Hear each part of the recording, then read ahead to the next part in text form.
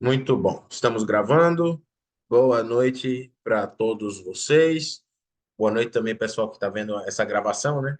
Nesse negócio de EAD, a gente tem que dar boa noite. E é muito interessante, não sei se você já viu ela gravada, parece que quando a pessoa está dando boa noite, parece que a pessoa está falando mesmo com a gente, né? Então, boa noite aí, pessoal que está ouvindo na gravação. Hoje nós vamos continuar de onde paramos dentro da carta, né? Mais uma vez, eu falei que a gente vai fazer uma exposição, uma leitura expositiva, então vamos ler o texto, expor o texto, e quando preciso ilustrar o texto e aplicar o texto. Então, essa é a ideia que a gente vai fazer com a carta aos Efésios a partir do versículo 3 para frente, né? A gente viu ontem não, perdão, na segunda passada, na última aula, sobre o capítulo 1, verso 1, 2 e 3, e daí a gente vai continuar. Eu até falei que o versículo 3 é o versículo-chave da carta, né? Que é de onde se desdobra todo o restante dela, é dentro do capítulo 1, verso 3. Até para a gente marcar aí, né? Qual que é o capítulo, a chave, né? O versículo-chave de tal livro. Todo livro tem seu versículo-chave. Por exemplo, se vocês estudarem Atos comigo um dia, vocês vão perceber que o capítulo 1, verso 8 de Atos, é a chave de todo o livro. E recebereis poder do alto e serão minhas testemunhas, onde Jerusalém, Judéia, Samaria, até os confins da terra. O livro de Atos inteiro é o desdobramento desse versículo. Começa em Atos capítulo 2, eles recebendo o poder do alto. Capítulo 3, 4 até capítulo 8, aquela pregação na região da Judéia e Samaria. Capítulo 9, 10, 9, Saulo é convertido. 10, a pregação já avança um pouco para gentios, lá na região de Cesareia, com um camarada chamado Cornélio. Dali para frente, capítulo 12, 11, 12 é um meio termo. 13 começa a primeira viagem missionária de Paulo para os confins da terra, pegando toda a região da Galácia, que a gente chama, depois, na segunda viagem, Macedônia, Acaia, Grécia, e aí vai, terceira viagem, né? Então, e aí, Atos capítulo 28, ele está em Roma pregando. Então, essa é a ideia, né? Atos capítulo 1, verso 8, todo o livro de Atos está dentro desse versículo. É semelhante aqui em Efésios. Cada carta tem o seu versículo-chave, né? Que aquele versículo geralmente é no início. Geralmente é no início, né? 1 João, se você aprende e estuda 1 João comigo, qual que é o versículo-chave de 1 João? Escrevo, pois, estas coisas para que tenhas comunhão conosco. A nossa comunhão é com o Pai e com o Filho. E eu escrevo isso para que a nossa alegria seja completa. É a carta da comunhão verdadeira, essa é a carta de 1 João. Esse é o versículo. Tudo aquilo que João vai escrever é para quê? Para eles terem comunhão com os apóstolos, e a comunhão dos apóstolos é com o Pai e com o Filho, para que a alegria dos apóstolos seja completa. Então, veja, toda carta tem o seu versículo-chave, né? Efésios, eu entendo que é esse aqui. Bendito seja o Deus e Pai de nosso Senhor Jesus Cristo, que nos abençoou com toda sorte de bênçãos espirituais nas regiões celestiais em Cristo. Então, ele dá muitas informações aqui. A gente vai fazer uma espécie de desenho agora. Eu vou tentar desenhar com esse mouse aqui do computador, que é meio complicado, mas a gente vai caminhando aí, vamos tentando. Ó, eu abri aqui a tela, vocês estão conseguindo enxergar agora, né? Então, é como o seguinte: eu vou desenhar assim, ó. Primeiro, deixa eu maximizar aqui. Ok. Ah, isso aqui é o que Paulo vai chamar de regiões celestiais, tá? Isso aqui é um RC, regiões celestiais. O que são as regiões celestiais? Olha, as regiões celestiais é tudo aquilo que o espírita, lembra o kardecista, o camarada que é espírita, ele vai dizer o quê? Ele vai dizer que é o outro plano. Aquilo que não é no nosso plano aqui, físico, material, é espiritual. Então, isso daqui que é o plano espiritual, onde estão os anjos, onde estão os demônios. Um demônio não vem assim em forma de carne e osso e vem brigar comigo, né? Quando Paulo vai dizer lá, né? Por exemplo, lá em Efésios, aqui em Efésios capítulo 6, ele vai dizer sobre a armadura de Deus para apagar os dardos inflamados do maligno. Então quer dizer que o Satanás manda um dardo de fogo literal e você tem que pôr o escudo mesmo na frente? Não. E toda essa batalha acontece nas regiões celestiais, acontece isso no âmbito espiritual, né? a gente vai ver também o próprio texto dizendo que a nossa luta não é contra carne nem sangue, mas contra principados e potestades nas regiões celestiais. Né? Então, tudo isso aí chama regiões celestiais. E aqui, do outro lado, digamos assim, é eu vou pôr aqui, região terrena. Vamos pôr desse jeito, né? RT, região terrena. É como a terra aqui onde a gente vive, né? A casa onde você mora, o colchão que você deita para dormir, o trabalho que você frequenta, tá tudo aqui dentro da região terrena. É o que a gente chama de primeiro plano, né? É aquele mundo material, aquela coisa física. E como é que faz para alguém sair daqui e vir para cá? Ou seja, sair do plano terreno, da região terrena, para a região celestial. Tem duas hipóteses. A primeira é você morrer. Quando você morre, você vai direto para as regiões celestiais. E olha, entenda, região celestial não é céu, tá? Não é céu, não é esse o ponto aqui. Morreu, vai para o céu, não é esse o ponto aqui. Não é nem isso aqui o tema desse negócio aqui do capítulo 1, verso 3 de Efésios. Regiões celestiais é o plano espiritual. Qualquer coisa que não está na região física, no reino terreno, está na região celestial, né? Então, Deus, região celestial. Jesus, região celestial. Espírito Santo, região celestial. A igreja está nos dois. Está na região terrena e na região espiritual, na região celestial, que é isso que eu quero tratar aqui agora. Existe uma intersecção aqui no meio, que está pegando um pouquinho daqui, ó. Se você ver, pega um pouquinho daqui da região terrena, essa parte aqui em azul, ó, e pega um pouquinho daqui, da região celestial. Esse lugar aqui no meio é onde a igreja está.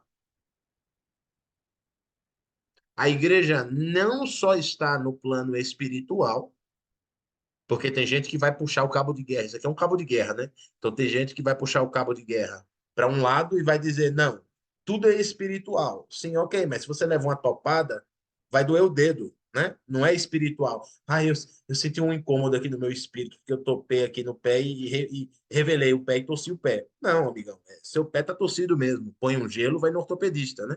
Vai fazer uma fisioterapia. Esse é o ponto. Mas tem gente que vai puxar para o outro lado, vai dizer, não, tudo é terreno.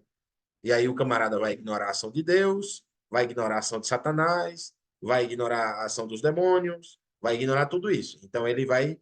Então, e esse é o caminho, na minha opinião, desequilibrado, que é o caminho de alguém que vai negar um lado ou vai negar o outro. É como clube de futebol. Ele é da torcida.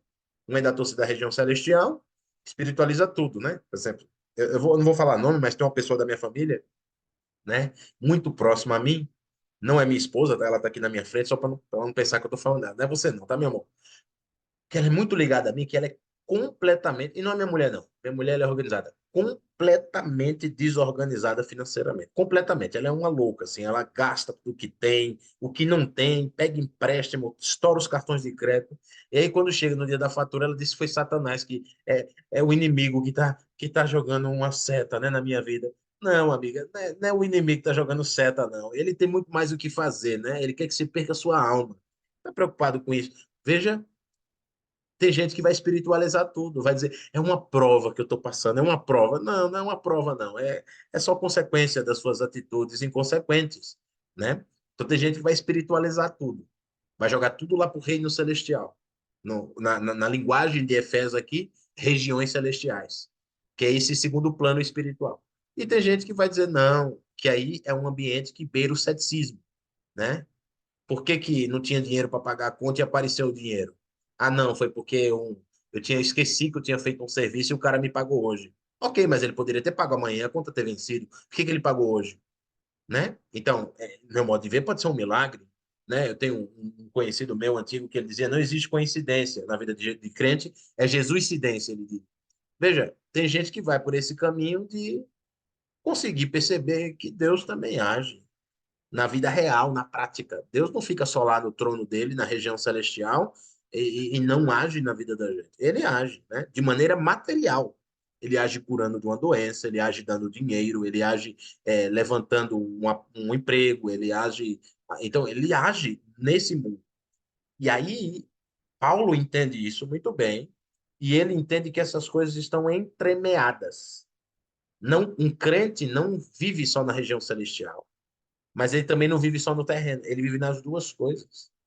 Por isso que ele diz, orando todo o tempo em espírito, né? Como é que eu oro todo o tempo em espírito? Eu estou dirigindo meu carro e orando em espírito? Sim, eu estou aqui na vida terrena e também estou na região celestial em Cristo orando. Então, essas realidades se interpõem, né? Elas se conectam de maneira que a gente é muito difícil traçar uma linha. Dizer, ó, daqui para lá é espírito, daqui para cá é terreno, né? Veja, isso acontece em tudo na igreja. Na ceia do Senhor, é o quê? Comer um pão e tomar um vinho? Não é somente isso. É a ceia do Senhor. Eu creio que Jesus está presente na ceia, não de maneira no sangue ali, na carne dele, como o pessoal prega, mas que é a ceia dele. É o momento em que o povo dele está sentando num banquete, comer um banquete espiritual do seu corpo, do seu sangue. Não literalmente é o corpo dele, o sangue dele, como algumas pessoas pensam.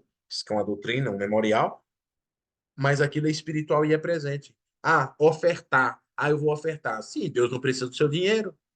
Aí como é que você faz? Você deposita no Pix da igreja ou põe lá na caixinha e aí o tesoureiro da igreja pega aquilo ali e faz um Pix para o céu, é? Não. Aquele dinheiro que você deposita aqui, que é um dinheiro físico, nesse mundo aqui, vai virar evangelismo, vai virar recurso, vai virar Bíblia, vai virar alguma coisa que vai evangelizar alguém que vai impactar no mundo espiritual. Então, veja, é muito difícil traçar essa linha de dizer o que é e o que não é. E para Paulo, na verdade, nós estamos lá e aqui ao mesmo tempo. Essa é uma tensão que é sustentada no livro de Efésios, que é exatamente essa. Ele vai dizer: Bendito seja o Deus e Pai de nosso Senhor Jesus, que nos deu toda sorte de bênçãos. Onde? Nas regiões celestiais em Cristo.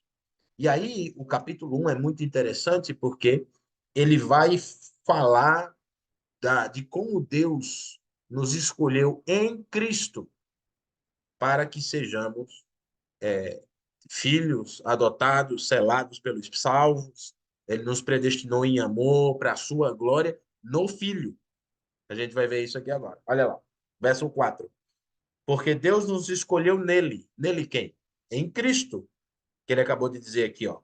Nos abençoa, só toda sorte de bênçãos do Espírito nas regiões celestiais em Cristo. Por quê? Porque Deus nos escolheu nele. Nele quem? Em Cristo. Antes da criação do mundo, para sermos santos e irrepreensíveis em sua presença. Olha, algumas pessoas vão dizer que, na verdade, o que foi que aconteceu? Jesus morreu, o pessoal ficou meio perdido, sem saber o que fazer, e disseram, ó, vamos ficar aqui, vamos se juntar até ele voltar. E aí a gente vê como é que faz. E aí foi ficando, e foi virando, e aí Pedro tomou a frente, virou aquele camarada mais preeminente, depois Paulo foi, tomou o lugar dele, ganhou mais relevância, e foi virando, e até hoje se popularizou e virou-se Igreja de Jesus, Igreja de Cristo, Igreja do Senhor, sei lá como você quer chamar. Paulo vai dizer que não é bem por aí. Paulo vai dizer que esse plano de Deus estava escrito antes da fundação do mundo. Antes de que o mundo fosse mundo, Deus já nos escolheu em Cristo para duas coisas: para sermos santos e irrepreensíveis em sua presença. Agora veja, algumas pessoas vão pegar esse texto para defender o calvinismo. Vão dizer, olha, tá vendo? Deus nos predestinou, né? O pessoal do cabo de guerra lá da predestinação vai puxar para o lado de cá. Meu modo de ver, esse texto não está falando disso. Esse texto está falando que Deus predestinou a igreja. Deus predestinou os salvos em Cristo. Ele não predestinou Renato César. Meu modo de ver. Eu não entendo que isso aqui é eleição individual. Que ele predestinou Renato. Do jeito que o texto, eu não estou fazendo aqui uma leitura sistemática do texto, tá? Então eu não vou com a cabeça arminiana, com cabeça wesleyana, com cabeça calvinista, eu vou com o texto. O que o texto diz? Que Deus nos escolheu em Cristo antes da fundação do mundo, sempre no plural, nos escolheu. O que ele está falando aqui? Da igreja. Nos escolheu nele antes da fundação. Para quê? Duas razões. Para sermos santos, separados, para viver para o Senhor, e irrepreensíveis. Ou seja, viver uma vida que não é passível de repreensão. E aí você pode dizer, ah, então quer dizer que Deus nos escolheu para a gente ser santo, perfeito? Sim, mas não no sentido que a gente acha de que uma pessoa que é santa é porque nunca vai pecar. Não é esse o ponto. Mas alguém que vai pecar, mas vai viver uma vida de constante arrependimento e vai ser irrepreensível diante de Deus. Porque ele, quando nos olha, ele olha para Cristo. Por isso que somos irrepreensíveis. E ele vai dizer, e aí esse é a chave do versículo, olha lá, o verso 5. Não, ainda no verso 4 diz, irrepreensível em sua presença. Por que em sua presença? Porque nós estamos nas regiões celestiais, onde Deus está. Então, se a gente está onde Deus está, estamos na presença do Senhor o tempo inteiro, porque estamos nas regiões celestiais. É por isso que eu fecho, eu não preciso fechar o olho. Se eu calar a boca aqui e orar a Deus, ele me ouve, porque eu estou junto com ele nas regiões celestiais. Essa é a ideia desse texto. Então, ele nos escolheu porque a gente vai estar na presença dele. A gente vai estar na presença dele. Então, em amor, esse é o ponto. Lembra João capítulo 3 verso 16? Deus amou o mundo de tal maneira, o pontapé inicial para a salvação é o amor de Deus. Deus começa a salvação pelo seu amor. Se ele começasse pela sua ira, não tinha salvação. Ele ia fulminar todo mundo. Né? Ele começa pelo seu amor. O ponto de partida da salvação é o amor de Deus. Em amor, nos predestinou, mais uma vez, coletivo, né? Ele predestinou quem? Estes que são discípulos. Para quê? Como foi que ele nos predestinou? Por meio de Jesus. Então, veja, a nossa predestinação, e aí algumas pessoas vão dizer, Renato, você não acredita na predestinação? É claro que eu acredito, está aqui no texto, que ele nos predestinou. Mas o ponto é, como é que isso aconteceu? Ele nos predestinou em Cristo, por meio de Cristo. Olha, nos predestinou para sermos o quê? Adotados como filhos, por meio de Cristo, de Jesus Cristo. E conforme o quê? O bom propósito da sua vontade. Algumas versões mais antigas vão dizer o beneplácito da sua vontade, né? Então, a sua vontade boa, a sua vontade perfeita, né? A sua vontade completa, a sua vontade que sabe de todas as coisas, aquela vontade que é plena, que sabe o que é melhor. Então, ele disse, segundo essa vontade, Deus nos predestinou em amor para que nós possamos ser adotados como filhos. Então, veja, essa predestinação tem várias facetas. É como um objeto que você olha, isso aqui é a garrafa d'água que eu estou bebendo, se você olha aqui, você vê a frente do rótulo. Se você olha de lado, você vê aqui o código de barra. Se você olha aqui, você vê as costas. Veja, cada lado é uma faceta. Primeiro, ele nos predestinou para quê? Para sermos santos e irrepreensíveis, um lado. Aí ele vai dizer que em amor ele nos escolheu, nos predestinou para quê? Sermos adotados como filhos. Aí ele mostra o outro lado da face, da predestinação do amor de Deus, da salvação. Filhos, adotados como filhos. Por quê? Porque gente não pode ser filho de Deus. Humano não pode ser filho de Deus. Deus é Deus. Homem é homem. Deus não pode ter filho. É isso que está lá em João capítulo 1. Ele não nasceu, verso 10 em diante, ele não nasceu da vontade da carne, nem da vontade do homem, mas de Deus, né? Dizendo quando Jesus encarnou. Então, Deus não teve filho com uma pessoa e nasceu uma pessoa desse sentido assim. Então, ninguém pode ser filho de Deus nesse sentido. Mas é isso que está lá em 1 João, capítulo 3, se eu não estou errado. Veja com que grande amor tem nos dado o Pai, a ponto de sermos chamados filhos de Deus. E de fato somos. 1 João, capítulo 3, verso 1, se eu não estou errado, é isso aí. Então veja, ele nos predestina em amor para sermos adotados como filho. Adotado como? Literalmente, adotado. É alguém que não é filho, mas passa a ser filho porque o pai chama. Você não tem como se adotar. Eu já tive experiência de visitar lares de adoção, para trabalho com as crianças, né? Trabalho evangelístico com crianças. E eu não podia chegar lá e o menino, a menina dizer, tio, tio, tio, agora eu virei seu filho, me leve para casa. Não. Se eu quiser, eu adoto ele. Ele não se adota. Ele não se coloca na posição de adotar, né? O pai que adota aquele lá, que não é filho, mas agora passa a ser. E ele vai dizer, vocês não eram filhos.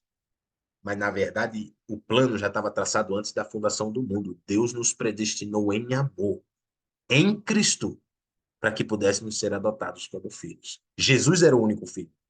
E aí Hebreus vai dizer isso muito bem. Ele vai dizer, por isso que ele não se envergonha de nos chamar de irmãos. Hebreus vai dizer que Jesus Cristo se fez o nosso irmão mais velho para que o pai pudesse nos adotar. Essa é a ideia, né? Então, ele vai continuar e vai dizer no verso, lá no verso 5, né? Conforme o bom propósito da sua vontade. Para quê? Qual o propósito disso? Para louvor da sua gloriosa graça, né? Deus tem essa... É para que as pessoas possam ver mesmo. Dizendo, olha como esse Deus é gracioso, olha como ele é misericordioso, olha como ele... boa noite, segue verso João. Ok, vamos ver se é isso aí mesmo. Obrigado, Edson. Veja, e Paulo vai dizer, é para que as pessoas vejam como Deus é extraordinário.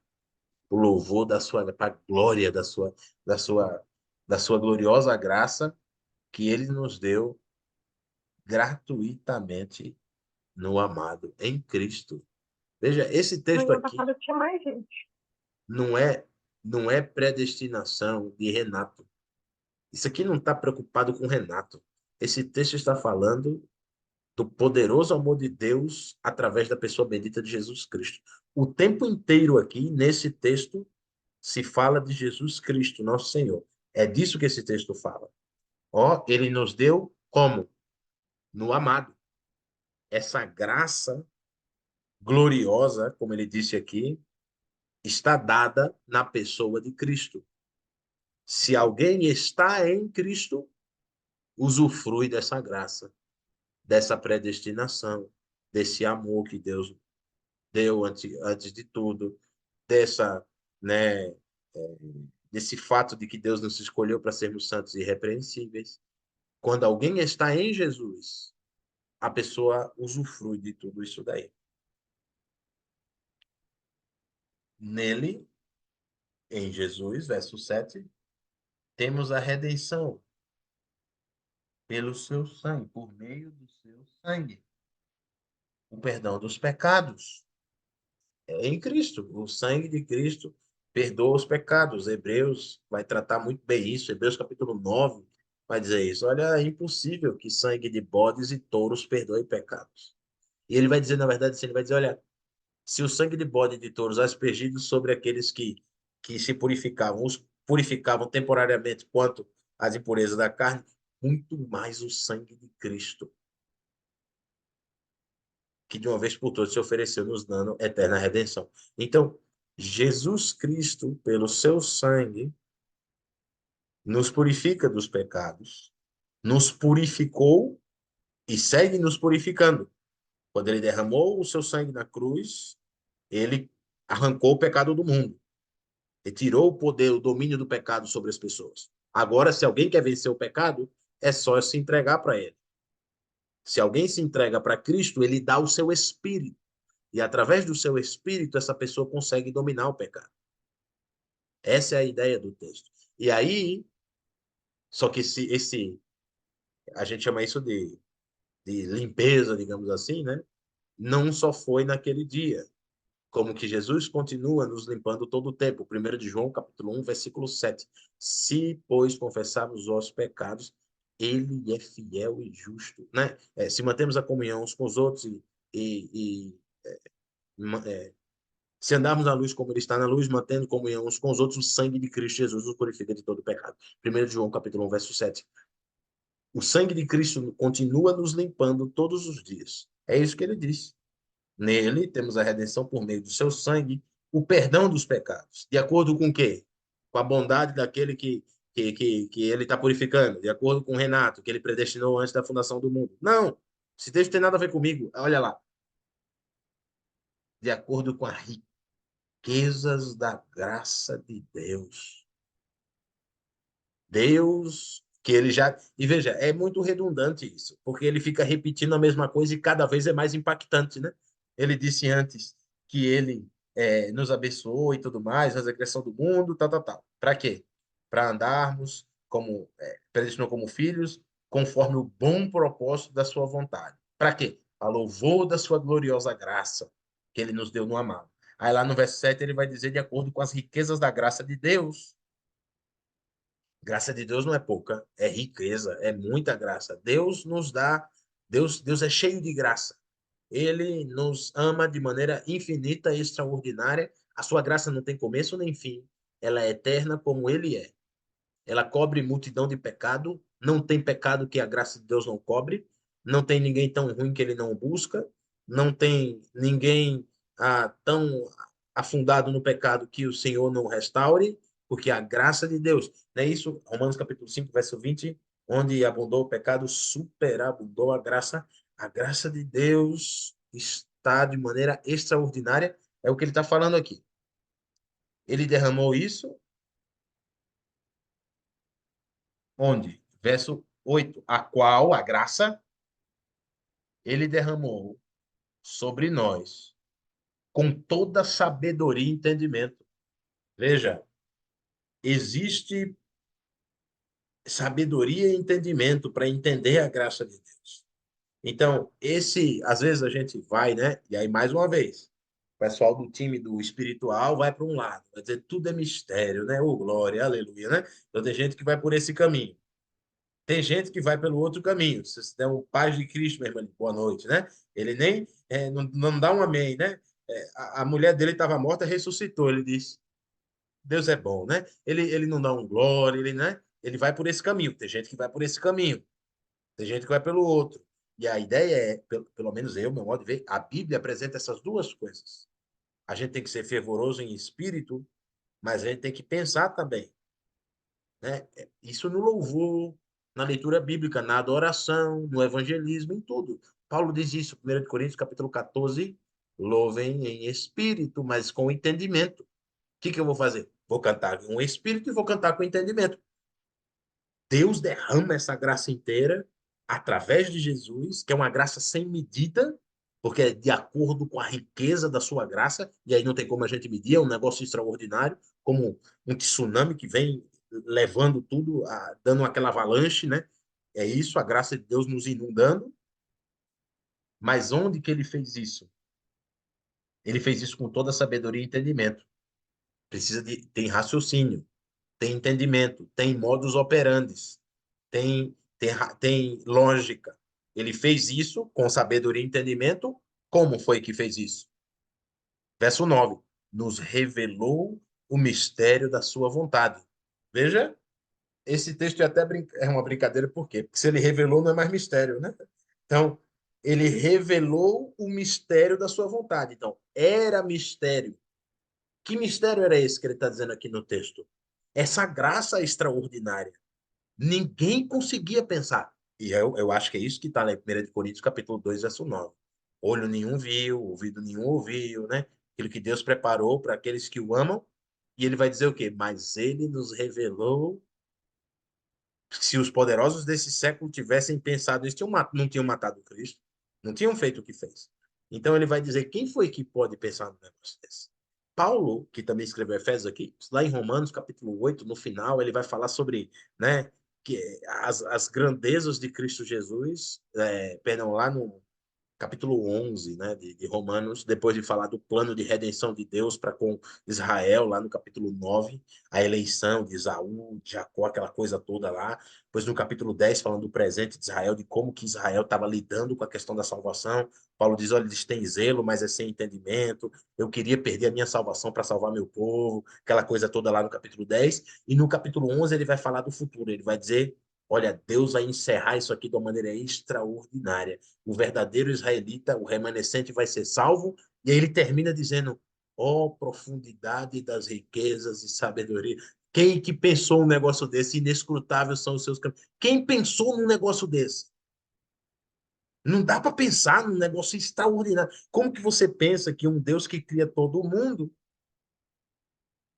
aí o homem faz besteira, e ele vira homem para salvar o homem e promete uma vida. Isso não dá para mente nenhuma conceber. E ele vai dizer: esse mistério, que qual que era o mistério? As riquezas da sua graça que ele derramou em Cristo, a predestinação para sermos adotados como filhos, a predestinação para que fôssemos santos e irrepreensíveis em sua presença, tudo isso que ele disse, ninguém podia pensar num negócio desse. Isso ele derramou em nós com toda a sabedoria e entendimento. Ele revelou isso daí, o mistério da sua vontade, de acordo com o seu bom propósito. mais uma vez, com aquilo que ele tinha pensado no seu coração de maneira perfeita, lá na eternidade. Isso aqui é extraordinário. Isso aqui é um negócio. Isso aqui não tem para onde. Isso aqui você lê e você fica. Você senta, se tiver em pé, sente, porque é extraordinário. Que ele estabeleceu em Cristo. Esse propósito, Deus estabeleceu em Cristo. Por isso que eu entendo que essa eleição aqui é a eleição da igreja em Cristo, dos discípulos em Cristo. Como é que Renato vira isso daqui? Quando Renato entra em Cristo. Quando Renato se submete a Cristo, aceita o evangelho e entra em Cristo, ele usufrui das riquezas da graça de Deus que ele derramou sem medida. Ele derramou gratuitamente no amado. Não é isso que ele disse lá em cima? Olha só, de acordo com o que ele estabeleceu em Cristo, verso 10. Aí é para você sair chamando o urubu de meu louro, para você, né? Isto é, qual que é o mistério? Ele vai dizer agora. Qual que é o mistério? Que ele revelou, que ele já de fazer convergir em Cristo todas as coisas celestiais e terrenas. Lembra? Aquilo da intersecção entre o reino celeste, as regiões celestiais, a região terrena. Em Cristo está as duas. E por que que a gente está nos dois? Lembra? Porque estamos em Cristo. Porque em Cristo converge tudo, o que é da terra e o que é do céu, habita na pessoa bendita do Senhor Jesus Cristo.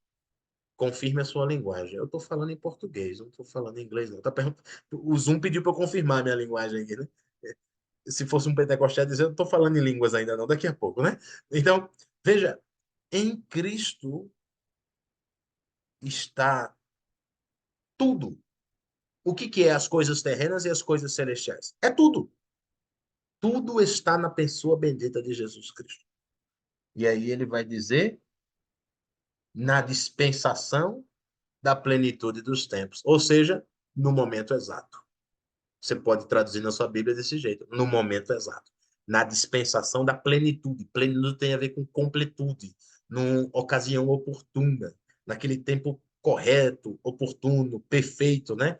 É como aquele contra-ataque que um zagueiro tá ali e ele não sabe se o atacante vai dar o bote, né? Vai jogar a bola para frente, ele não sabe se ele dá o bote ou se ele fica, e aí ele estica o pé e, tum, e pega na bola e acaba o contra-ataque. Ele foi no time, né? No ponto certo, né? Se ele tivesse ido um pouquinho antes, o atacante driblava ele. Se for um pouco depois, ele perdeu o tempo da jogada, ele foi no tempo certo. É isso que Paulo está dizendo aqui. Deus revelou o mistério da sua vontade, qual que é? De fazer convergir em Cristo todas as coisas celestiais e terrenas na plenitude dos tempos, na dispensação da plenitude dos tempos. Isso vai aparecer lá em Gálatas também. Capítulo 4, se eu não estou errado, ele vai dizer o seguinte: na plenitude, vai usar a mesma expressão, na plenitude dos tempos, veio Jesus, nascido de mulher, debaixo da lei, lembra? Para libertar aqueles que estavam Quatro debaixo da quatro. lei. Gálatas 4. Gálatas 4:4. Você pode ler, cara, para gente? Mas quando chegou a plenitude do tempo, Deus enviou seu filho, nascido de mulher, nascido debaixo da lei, a fim de redimir os que estavam sob a lei, para que recebêssemos a adoção de filhos. Parece que foi a mesma pessoa que escreveu, né? É porque é, né? Mesma frase, mesmas coisas, né? Na plenitude dos tempos, no tempo oportuno, no tempo correto. Algumas pessoas me perguntam, né, Renato, por que que Jesus não veio antes? Por que que Jesus não veio em Gênesis capítulo 4? Não dava tempo nem de Abel ter morrido, né? Caiu em Gênesis 3, Jesus vem em Gênesis 4 e resolve. Mas se isso tivesse acontecido, nós não saberíamos o tamanho da riqueza da graça de Deus. Nós só entendemos a dimensão da graça de Deus porque entendemos a dimensão da história humana, a dimensão da corrupção humana, a dimensão da tragédia que o homem faz. É igual criança pequena. O meu cachorrinho, ele tá com um problema de saúde que ele tá velho, pegou doença do carrapato também, a gente está fazendo tratamento com ele. E aí é cenário de guerra. A gente sai de casa para trabalhar, quando volta, a casa está toda mijada, toda cagada. É um negócio horrível. Quando ele fica muito feliz, ele se mija. Quando ele fica muito com medo, ele se mija. Tá uma bagunça. Se deixar ele sozinho, é certeza. Pode sair e voltar. A casa vai estar um caos. É isso que é a raça humana. Olhe para o mundo aí fora. Veja Hamas. veja Israel, veja a Ucrânia, veja a Rússia, veja nazismo, veja toda essa turma aí, veja as grandes guerras, veja as guerras que aconteceram aqui no nosso continente, veja o racismo, veja o estupro, veja o tráfico de gente, veja isso daí. O que é isso aí? É o homem sendo homem. O homem fazendo as desgraças que fazem. Kelly, você pode falar. O Haiti, né? Eu estava conversando essa semana com meu esposo sobre essa questão do Haiti. Tem sempre uma intervenção da ONU, aí manda tropas para lá, controla a situação, retira as tropas, vira o caos. Aí intervém de novo e é uma coisa cíclica, né, que não se resolve. Sim. Isso se chama pecado. Pode mandar a tropa que for. Quando tirar a tropa, vai voltar o caos. Agora, se quer saber como que aquelas pessoas mudam? Se elas virarem cristãs. Se o evangelho chega no coração delas, arranca aquele coração de pedra, põe um coração de Jesus lá dentro. Nunca mais tem guerra. Por isso que eu não acredito nessas soluções que as pessoas vendem. Ah, a gente tem que matar a fome do mundo. Ok, mate a fome do mundo. Mas o problema do mundo não é da comida, não é falta de dinheiro, não. Só tem dinheiro para matar a fome. É só maldade no coração mesmo. Ah, a gente tem que fazer uma reeducação para que essa pessoa pare de roubar e pare de matar e não sei o quê. Ok, a gente vai fazer isso, vai dar um emprego para ele, vai ensinar para ele o que é certo e o que é errado e tudo mais. Se ele não nascer de novo, ele não vai ter como viver uma maneira diferente, porque ele é pecador. O problema do mundo é pecado. E é isso que ele vai dizer aqui, né? Ele fez convergir em Cristo e tudo mais. Verso 11, e esse para mim é o verso chave da predestinação aqui do versículo, né, do capítulo 1. Esse 11 é o versículo da predestinação. Nele fomos também escolhidos, em Cristo fomos escolhidos, conforme o plano daquele que faz todas as coisas segundo o propósito da sua vontade, a fim de que nós, os que primeiro esperamos em Cristo, nós, os cristãos, ele está falando dos crentes aqui, sejamos para o louvor da sua glória. Ele está dizendo, ele nos predestinou em Cristo, para quê? Enquanto nós esperamos Jesus, sejamos motivo para Deus ser glorificado. Que é a mesma coisa que ele já disse antes, ser santo e irrepreensível na presença dele. Então, quando alguém olha para a gente que não é cristão, ele vai ver que nós, nossa, essa pessoa é diferente, nossa, ele fala diferente, ele se veste diferente, ele ajuda quem precisa, ele abre a casa dele para receber as pessoas, ele dá um prato de comida para quem não tem, ele não é muito apegado ao dinheiro, ele sempre ajuda quando pode, ele cuida, né, das pessoas, ele sempre arruma um tempo para visitar alguém que está doente. Nós, os que esperamos em Cristo, sejamos para o louvor da sua glória.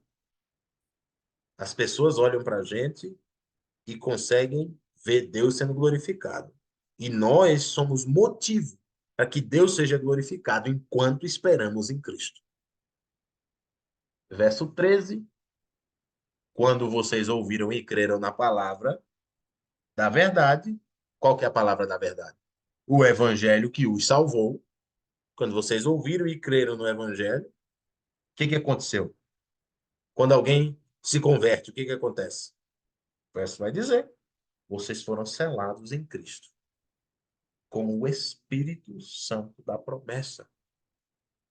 Isso aqui é tipo um cheque. Ninguém usa mais isso, né? Em tempo de Pix, até o TED foi extinto, né? Que aquela turma toda lá, né? Todo mundo foi pro Beleléu depois do Pix, mas veja, quem é mais antigo vai lembrar do tal do cheque. O que é o cheque? Só põe o nome, põe a data para a pessoa ir lá submeter, né? Fazer a solicitação do dinheiro, assina, o dono da conta assina, coloca o valor que vai, vai, vai ser descontado ali do dinheiro, e aquela pessoa não tem o dinheiro.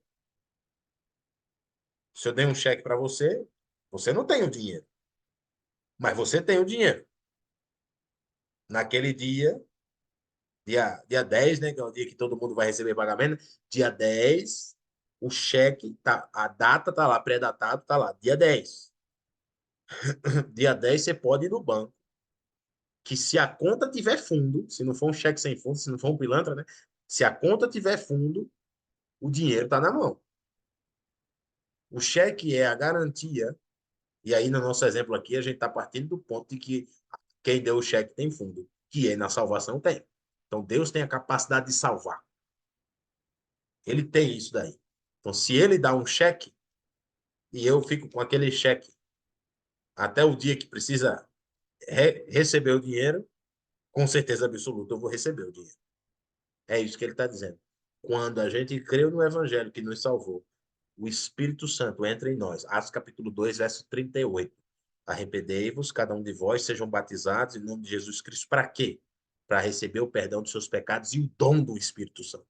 A presença do Espírito. Quando nós cremos, se arrependemos, somos batizados, o Espírito entra em nós.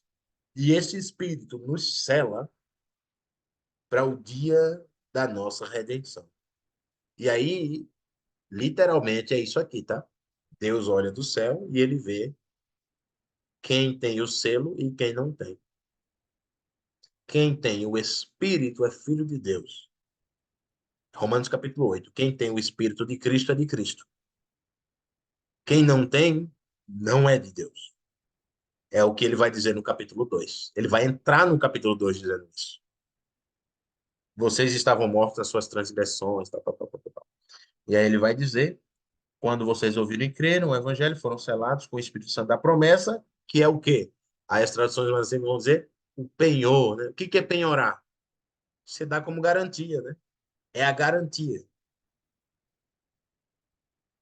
da nossa herança, a garantia da nossa herança até a redenção daqueles que pertencem a Deus para louvor da sua glória. Veja o que garante que eu vou entrar no céu. Não é porque eu oro 10 vezes todo dia, não. Não é porque eu leio a Bíblia de ponta a ponta, estou fazendo a jornada de capa a capa. Olha só, agora Deus, né? Eu vou entrar no céu por causa disso. Não, a gente vai entrar no céu por causa do Espírito. O Espírito é a garantia. Como é que eu posso ter certeza de que eu vou entrar no céu? É porque o Espírito mora em mim. Ele é a certeza, a garantia. É como, né? Eu vou usar um exemplo aqui. Deus dá o Espírito e quando você chega no céu, você diz: olha, eu posso entrar, porque Deus me deu isso aqui. Olha aqui, eu tenho a senha para entrar aqui no espetáculo, aqui no show, aqui, né? Na festa. Eu fui convidado, olha aqui o convite. O Espírito é essa garantia. Sem Espírito, não entra no céu.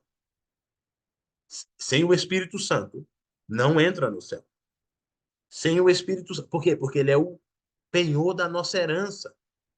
Ele é a garantia. O que garante que eu vou para o céu é porque eu tenho o Espírito. Se eu não tenho o Espírito Santo de Deus, não tem como entrar no céu.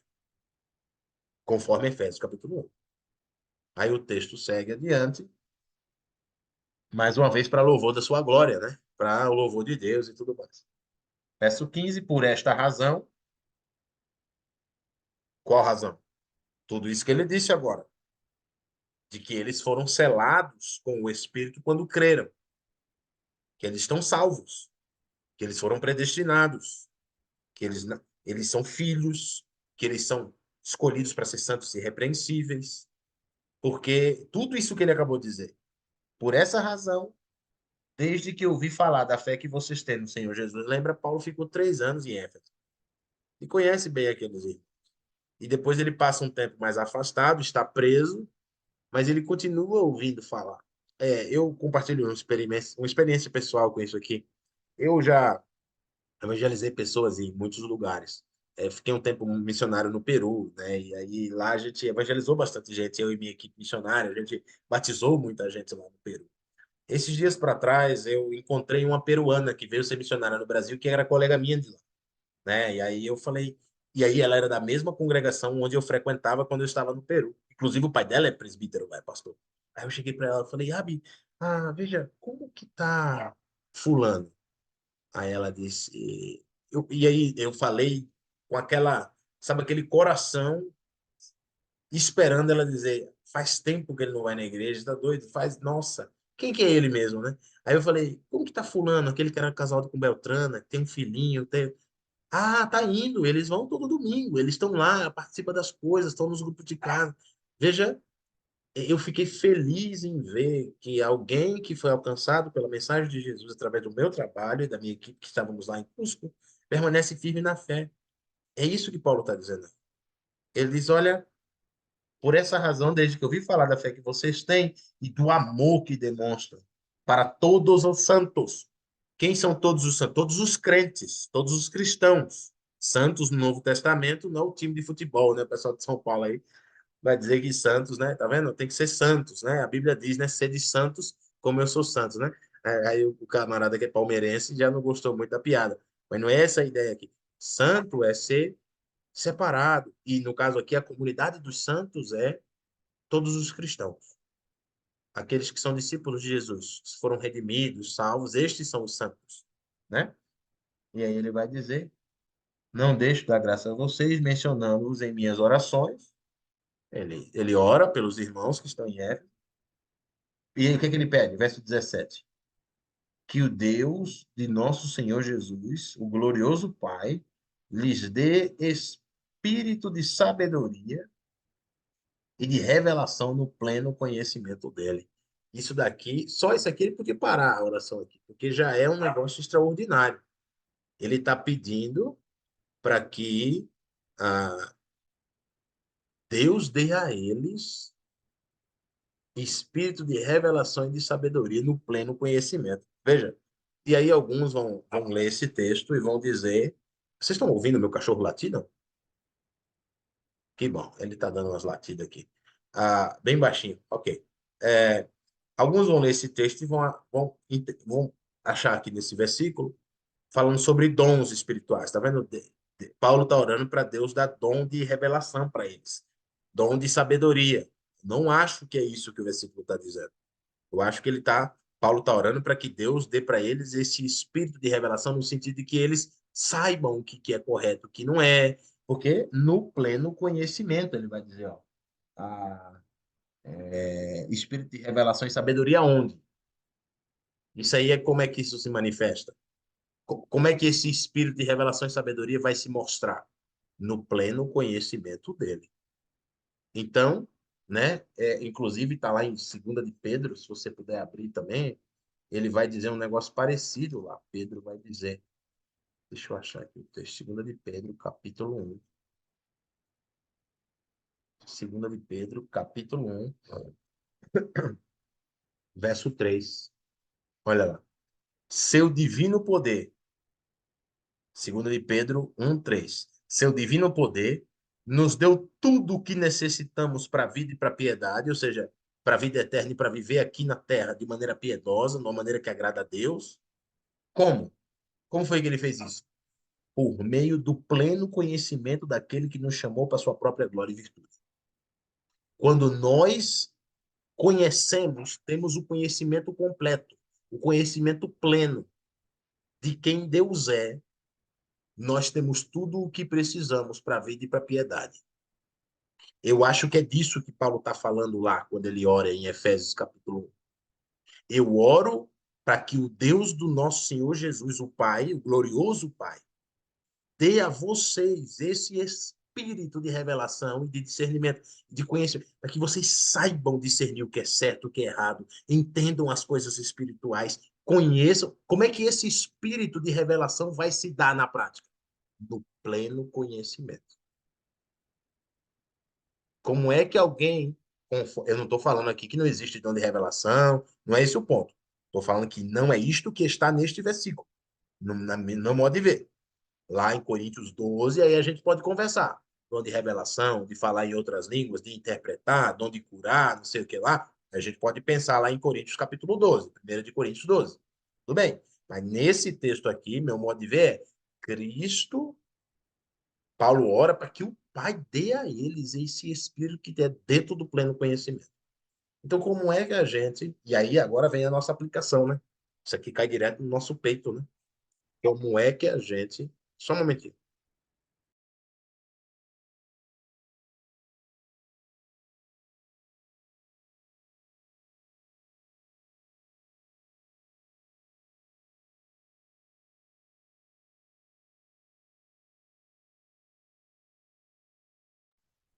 Voltei. Como é que isso chega até mim? Como é que isso chega até você? Hoje, cristãos, estudiosos da Bíblia, como é que isso chega para a gente? Se nós queremos ter esse espírito de revelação para conhecer a boa vontade de Deus, entender das coisas de Deus. E ó, eu vou falar isso aqui de maneira bem acertada. As pessoas não conhecem Deus. Que dizem cristãos, não conhecem Deus, nem sabem da vontade de Deus. Não sabem o que Deus fez no passado, não sabem a vontade de Deus em Cristo. As pessoas não sabem. As pessoas dizem que são crentes. Pega a Bíblia e bota embaixo do braço. Vai para a igreja de segunda, quarta, sexta, culto de homens, culto de doutrina, culto de oração, reunião de sábado, de jovens, de domingo, e louva, e vai embora, e vai para retiro, mas as pessoas não conhecem o Senhor. Não conhecem. Eu digo isso com toda certeza. Não sabem. Por quê? Porque não tem o espírito de revelação no pleno conhecimento. Não estudam a palavra de Deus, não gastam tempo em oração, não estão junto com os irmãos. Como é que essa pessoa vai ter o espírito de revelação no pleno conhecimento? Eu lembro de uma pregação que um pastor disse o seguinte: quando Jesus é tentado no deserto, Mateus capítulo 4, Marcos capítulo 1, diz que Jesus disse para Satanás, né? Satanás, né? Transforma essa pedra em pão. Aí o que é que ele faz? Está escrito, Deuteronômio capítulo 6, né? Perdão, Deuteronômio capítulo 8, né? Nem só de pão viverá o homem, lá, lá, lá. Ah, faz isso daqui. Não, porque está escrito, né? Salmo 90, Salmo tal. Ele vai dar ordem aos seus anjos, a teu respeito, tal, tal, tal, tal. Ah, então, está escrito. E aí o pregador dizia, como que você vai se defender das armadilhas de Satanás? Se você não sabe onde está escrito. Não, Satanás, porque está escrito. Onde? O quê? Como foi? Onde que Deus disse isso aí? Ele falou isso quando, né? E aí a gente compra muita coisa, principalmente na era do TikTok, hein? Na era do Instagram, do Reel, né? Olha, não é todo mundo que tem responsabilidade para ensinar o que a Bíblia diz, tá, na internet. As pessoas estão por aí dizendo um monte de coisa, falando que Deus disse, que é uma curiosidade bíblica que você nunca percebeu, e eles vão, né, vomitar um monte de abobrinha, e você vai dizer, amém, aleluia, olha como Deus falou para o meu coração, glória a Deus, né? Por quê? Porque não tem o espírito de revelação que Paulo orou aos Efésios que eles tivessem no pleno conhecimento. Essa discussão, deixa eu ver quem foi que levantou aqui, acho que foi o Marcos, não. Foi o Marcos, dois apóstolos cessaram. Aí isso aí é discussão para 10 anos e mais uma década, né? Assim, é discussão para a vida inteira, né? Será que cessou, não cessou, né? O mais pentecostal vai dizer que não, né? Que ele falou em língua antes de ontem, né? O mais reformado, né? Vai dizer, não, esse negócio aí é tudo invenção, né? E aí é uma discussão, a gente pode discutir isso depois em algum outro tema, mas o ponto de Efésios 1 é Paulo está orando, pedindo que Deus. E aí, cara, essa é a melhor oração que a gente pode fazer para uma pessoa. Olha, eu oro para que Deus te dê o espírito de sabedoria e de revelação no pleno conhecimento dele. Quem conhece Deus não precisa de mais nada. Quem tem o pleno conhecimento de Deus. Ele descansa nas promessas do Senhor, ele vive uma vida reta, ele vai viver em paz, ele trata bem a família, ele cuida bem do. Ele é um bom funcionário, porque ele está dentro do pleno conhecimento da vontade de Deus. E a nossa oração deve ser essa. Talvez antes de dormir dizer isso, né? Deus, eu quero estar dentro do pleno conhecimento, me dá esse espírito de revelação, né? Esse espírito de entendimento. O texto continua e diz, verso 18, olha que coisa extraordinária. Oro também para que os olhos do coração de vocês sejam iluminados, a fim de que vocês conheçam a esperança para a qual ele os chamou, as riquezas da gloriosa herança dele nos santos e a incomparável grandeza do seu poder para conosco, os que cremos, conforme a atuação da sua poderosa força. Isso aqui, meu amigo, se você não lê isso aqui sem emoção, você está morto. Feche a sua Bíblia e vá para o quarto orar e peça para Deus lhe dar um coração quebrantado. Olha que coisa extraordinária. Ele ora, e é isso que a gente tem que orar todo dia. Deus, abre meu coração para eu não me iludir com essa porcaria desse mundo aqui. Essa porcaria desse trabalho, essa porcaria dessa minha saúde. Abre o meu olho do meu coração para eu conseguir contemplar aquela coisa extraordinária, herança que o Senhor nos deu, conforme 1 de Pedro capítulo 1, herança imarcessível, imaculada, reservada no céu para vós outros. Uma herança que não tem, o valor é inestimável. E Paulo não ora, Paulo está preso. Paulo está preso e ele ora para os irmãos e diz: Olha, eu quero que vocês tenham o espírito de revelação e conhecimento, revelação dentro do pleno conhecimento de Cristo. E outra coisa, eu oro para que Deus abra, ilumine os olhos do coração de vocês, para que vocês contemplem. E ele vai dizer: Olha, a gloriosa herança dele nos santos, o 19 é extraordinário, e a incomparável grandeza do seu poder conosco, os que cremos. Deus tem um poder incomensurável, extraordinário, que atua em nós, os cristãos,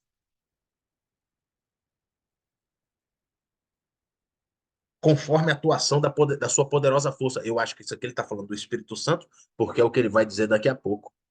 Esse mesmo poder que atua em nós, e ele vai dizer isso de novo daqui a pouco, lá no capítulo 3 verso 20, né?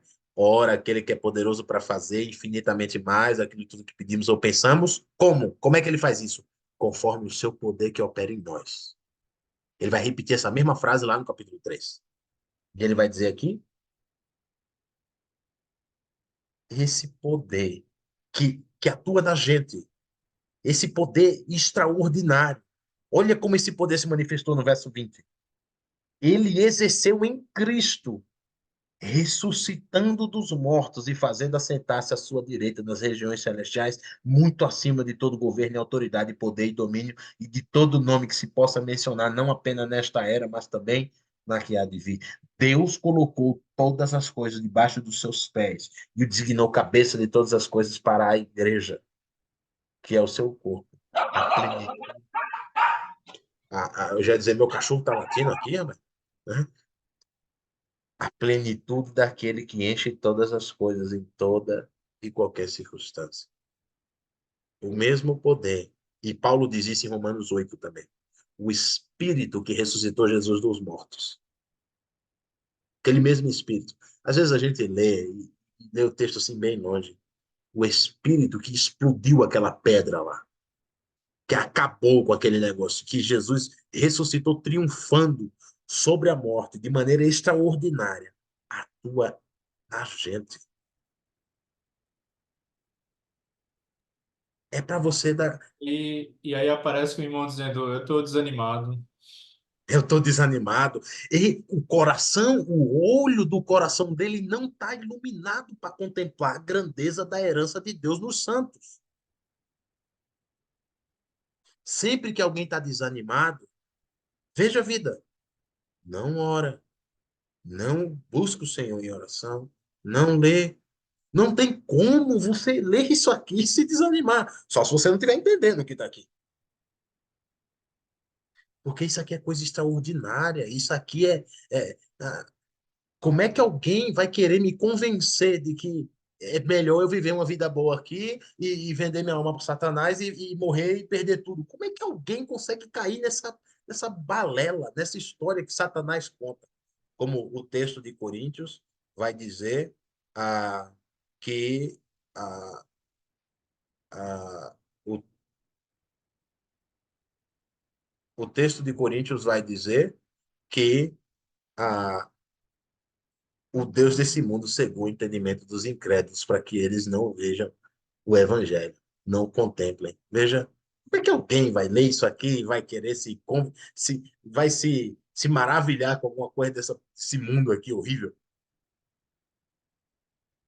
Então, qual que é a nossa oração? Deus, abre o meu coração todo dia. Deixa eu olhar a, a grandeza dessa graça que o Senhor me deu. Esse poder que ele exerceu em Cristo está em nós. E aí ele colocou o poder que colocou Jesus nesse status, nessa posição acima de todo o nome, é o mesmo poder que age em nós. E aí ele fez o quê? Colocou Jesus por cabeça de todas as coisas, acima de qualquer coisa, e deu a Cristo o quê? A igreja, para ele dominar como seu corpo. A igreja é o reino de Jesus aqui na terra. A igreja é o que Jesus é o local onde Jesus manda o tempo inteiro, todo o tempo que as pessoas obedecem à sua vontade. A gente pode parar por aqui. Passamos uns minutos, 8 minutinhos, né? Na verdade, não, porque a gente não começou 8h30 exatamente, né? Então começamos uns minutinhos depois, acho que 5, 6 minutos depois. É isso, Efésios. Segura o coração, como diz o Galvão Bueno, haja coração, amigos. É cada leitura, você respira e você fica maravilhado com o poder de Deus. É extraordinário. E ele vai começar no capítulo 2, né? A gente vai ver. Se você puder, dê uma lida no capítulo 2, né? Falando de como a gente era. Tem gente que vai dizer que era gente boa. Não, né? Eu era tranquilo, eu era gente fina, né? Eu era tranquilo. Eu só virei cristão, né? É porque é bom, as coisas são. A pessoa não se conhece, né? A pessoa não tem noção do que era, né? Ele era filho do diabo, né? Ele estava sob a influência de Satanás, né? O que diz aqui no capítulo 2. Então, Paulo vai trazer isso, mas logo ele vai dizer. E aí tem uma frase que eu disse isso nos meus cursos de João, eu sempre digo isso, eu vi isso em algum lugar. Benditos sejam os mas das Escrituras. A conjunção adversativa mas, né? É, eu ia comer pizza, mas estou de dieta. Eu estava com sede, mas bebi água e matei minha sede. E aí algum teólogo, eu não lembro onde, disse isso. Benditos sejam os mas das Escrituras. Sempre ele vem com um monte de coisa ruim, né? Era príncipe da potestade do ar, né? Era um negócio horrível. Você estava andando conforme o curso desse mundo, aquela coisa. Mas Cristo, conforme o grande amor que nos amou, nos deu vida, juntamente com Cristo, pela graça sois salvos, mediante a fé. Então, ele vai por esse caminho aí no capítulo 2, que é extraordinário, e ele vai falar sobre igreja no capítulo 2, né? Vai falar sobre, um pouco sobre doutrina, aquele negócio todo, mas a gente vai vendo isso à medida que o texto for caminhando, tá bom? Obrigado a todo mundo que compareceu, você que está vendo na gravação depois, Deus te abençoe. Se tiverem alguma dúvida, alguma coisa, coloquem no grupo. Se eu souber responder, vou tentar ajudá-los. Se eu não souber, eu vou pesquisar, vou ver como é que faz para a gente ir caminhando juntos, tá bom? Renato, tá me ouvindo? Sim. Edson, eu sou de Mogi das Cruzes, São Paulo. Eu congrego em Suzano. É a primeira vez que eu estou entrando. Como é que a gente faz para obter essa gravação? Ah, tá. Deixa eu... Tá no grupo do WhatsApp. Você tá no grupo do WhatsApp? Não. É a primeira vez que eu estou entrando. A gente recebe o link via Giovanni. Você deve ter Ah, passado, sim, deve ter se sim. comunicado com ele. Ok, eu vou te mandar o meu WhatsApp aqui agora no chat. É um DDD de Recife.